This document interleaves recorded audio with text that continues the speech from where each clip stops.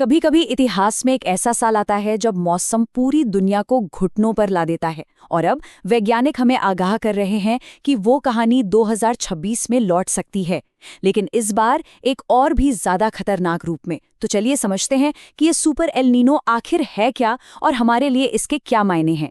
ये सवाल ना सिर्फ एक ख्याल नहीं है, बल्कि ये एक सीधी चेतावनी है जो हमें इतिहास से मिल रही है।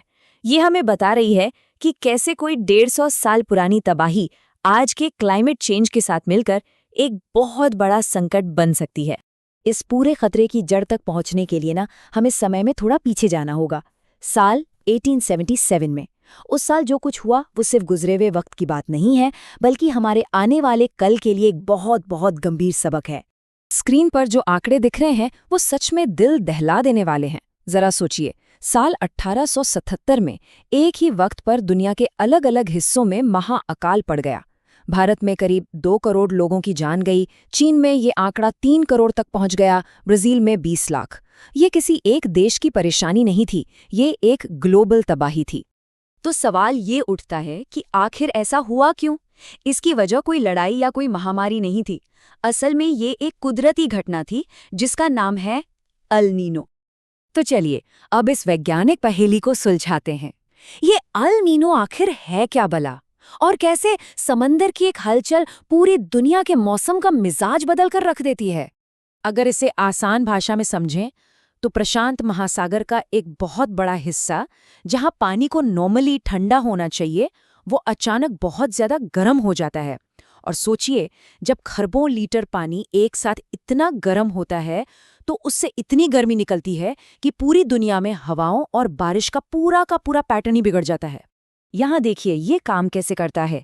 एक नॉर्मल साल में तेज हवाएं, जिन्हें ट्रेड विंड्स कहते हैं, गर्म पानी को एशिया और ऑस्ट्रेलिया की तरफ धकेलती हैं और दक्षिण अमेरिका के पास ठंडा पानी ऊपर आ जाता है।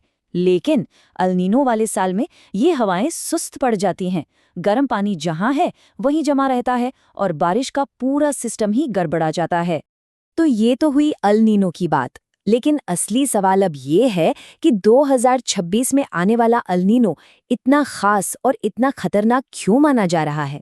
इसका जवाब आज की सच्चाई में छिपा है। और सुनिए, ये सिर्फ कोई हवाई बात नहीं है।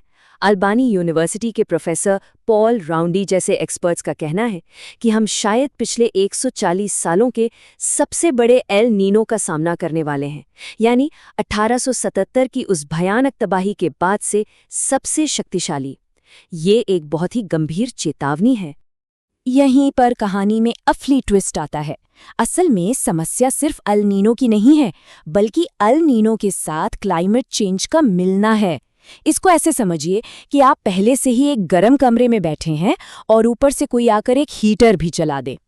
देखिए, क्लाइमेट चेंज की वजह से हमारी धरती का औसत तापमान पहले ही करीब 1.4 डिग्री सेल्सियस बढ़ चुका है। ये हमारा नया नॉर्मल है। अब इसमें एक मजबूत अल नीनो का असर जोड़ दीजिए, जो तापमान को और 1.5 डिग्री सेल्सियस तक ऊपर खींच सकता है।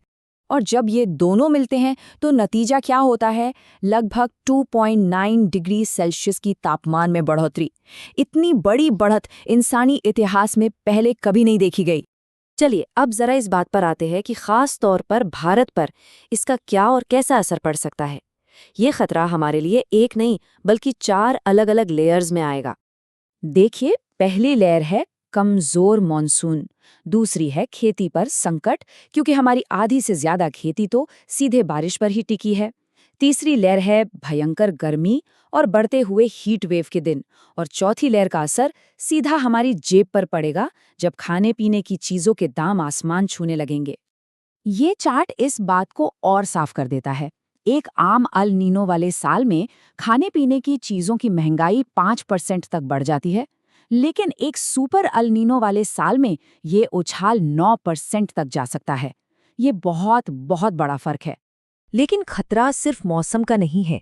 एक और संकट है जो हमारे अपने सिस्टम में छिपा है, और ये छिपा हुआ संकट इस पूरी स्थिति को कहीं ज्यादा खतरनाक बना रहा है।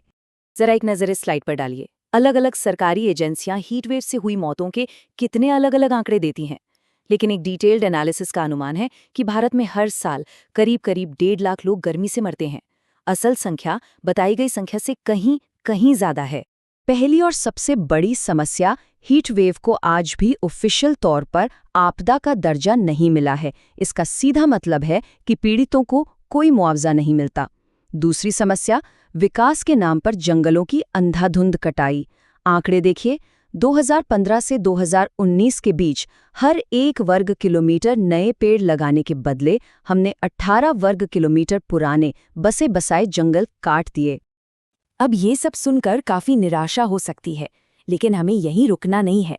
बात सिर्फ समस्या की नहीं, समाधान की भी करनी होगी।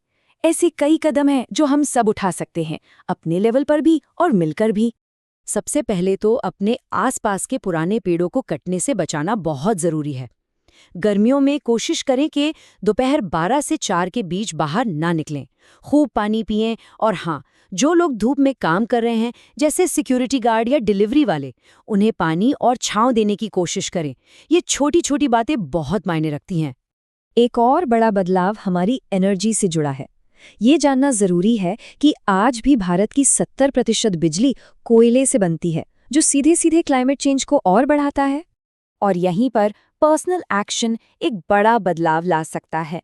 अपने घरों पर सोलर पैनल लगवाने के बारे में सोचना एक बहुत अच्छा कदम हो सकता है। इससे न सिर्फ बिजली के ग्रिड पर हमारी निर्भरता कम होगी, बल्कि हम एक साफ सुथरे भविष्य को बनाने में अपना योगदान भी देंगे। तो आखिर में सवाल बस यही बचता है, जो बच्चे आज पैदा हो रहे हैं, हो सकता है उनके लिए 45 डिग्री की गर्मी ही नॉर्मल हो। हमारे आने वाले कल की कहानी आज के फैसलों से लिखी जा रही है। सवाल बस इतना है कि इस कहानी को लिखने में हम सब अपनी क्या भूमिका निभाएंगे।